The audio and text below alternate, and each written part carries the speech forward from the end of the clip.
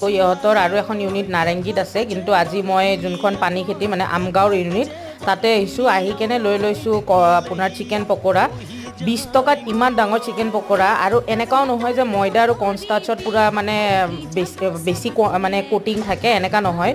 ময়দা আৰু কৰ্ণষ্টাৰ্চৰ কোটিঙে নাছিলে, পূৰা মানে চিকেন আছিল ভিতৰত। আৰু চাব পাৰিছে বহুত ডাঙৰ মানে পিচ দিছে। 20 ৰুপিছত মানে ৱৰ্থ ইট, ক'ব লাগিব ৱৰ্থ ইট মানে 20 টকাত। চ' ইপিনে চাওক, মাও গৈছিল যিহেতু, মাও ট্ৰাই কৰি কেনে কৈছে, মই আগতো ইহঁতক ট্ৰাই কৰিছোঁ, মোৰ লগত মা গৈছিলে, চ' মাকো ট্ৰাই কৰালোঁ আৰু ময়ো খালোঁ।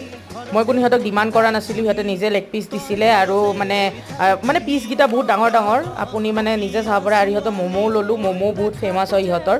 চ' কিমান ডাঙৰ ডাঙৰ দেখিছে ম'ম'কেইটা। সিহঁতৰ ম'ম' মই আগতো খোৱা, আৰু পূৰা জুচি আছিলে। মানে এতিয়া বেছি সিহঁতে আপডেট কৰিছে, চাওক পূৰা জোল বৈ গৈছে। মানে ৰাস্তা বনোৱাৰ কাৰণে মানে দোকানখন মাজতে ভাঙি দিয়া হৈছিলে, কিন্তু যেতিয়াৰ পৰা আৰু নতুনকৈ বনালে